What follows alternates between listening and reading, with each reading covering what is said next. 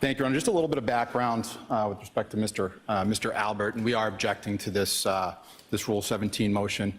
Kevin Albert's a 19-and-a-half-year veteran of the Canton Police Department, extremely well-respected, extremely well-liked.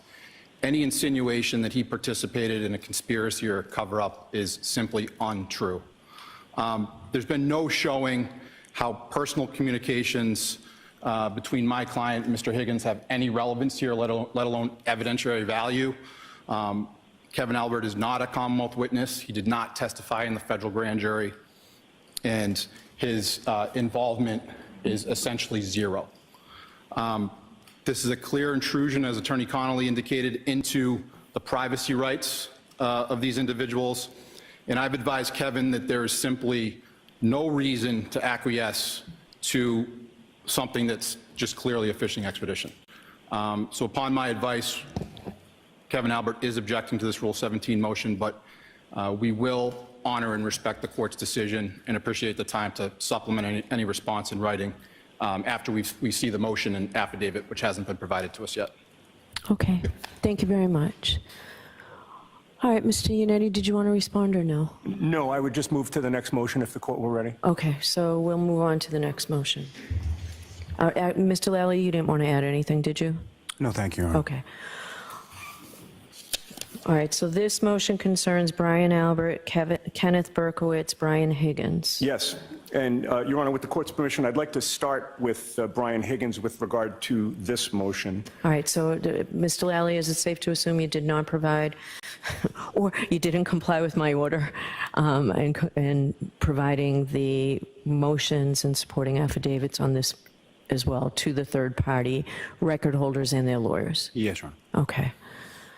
So the counsel will receive copies of this as well and be permitted to argue now and supplement it. All right. Thank you, Your Honor. As I previously mentioned, Brian Higgins did testify before the federal grand jury. And at that time, he was specifically asked if on January 29th of 2022, he made any phone calls when he got home. He said that he did not. He testified that he lived alone. He testified that he was alone that night.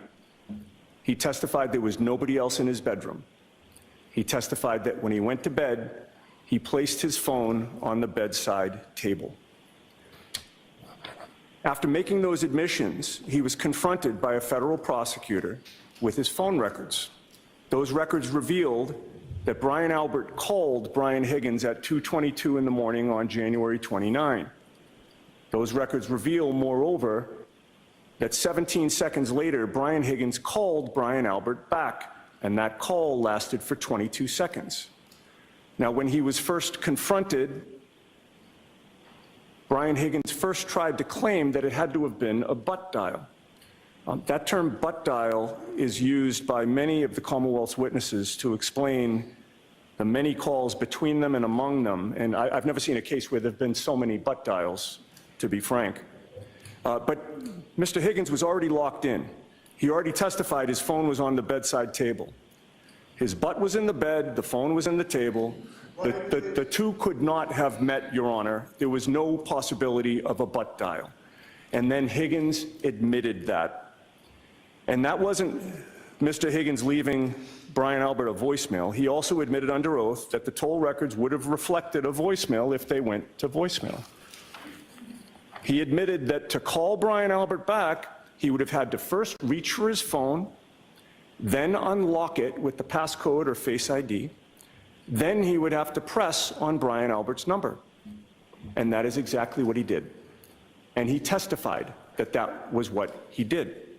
He also testified that nobody from the Commonwealth, not Trooper Proctor, not ADA Lally, no one has ever asked him about that phone call from Brian Alberts to Higgins, or the return phone call from Higgins to Albert lasting 22 seconds.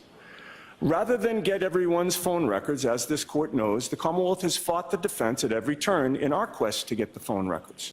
They've persuaded this court that we were previously on a fishing expedition. To the extent the court once thought otherwise, it is clear this is no longer a fishing expedition. We do not have to go fishing to wonder anymore whether calls were made.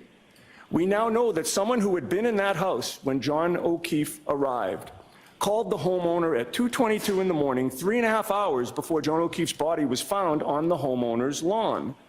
We learned that neither party to that call ever revealed to police, investigators, or prosecutors that they connected by phone in those early morning hours. Just like Jennifer McCabe never revealed that at around the same time she was Googling, asking how long it took for someone to die in the cold, a search that the FBI confirms happened at 2:27 in the morning, again, about 3.5 hours before Joan O'Keefe's body was found.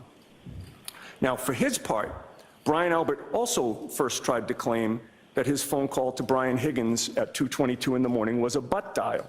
He said that he was awake and watching TV, but he was called back to the grand jury to testify a second time. The second time, Brian Albert changed his testimony to say that at 2:22 in the morning, he and his wife were in bed in an intimate situation. He claimed that he had his phone with him in the bed. So now he's claiming that it was during that intimate situation with his wife that he supposedly butt-dialed Brian Higgins. He had no explanation, however, for how his phone picked up when Higgins called him back 17 seconds later. He had no explanation for the 22-second phone conversation that followed, and it's worth noting that Higgins testified he never heard any intimate noises on the other end of the line either. Brian Albert tried to maintain that he butt-dialed Higgins, but again, that would mean that his butt also answered the phone when Higgins called back, and it doesn't make any sense. Both men denied talking to each other despite being confronted with that mountain of evidence by federal prosecutors. But it wasn't just the January 29, 2022 calls between Higgins and Albert.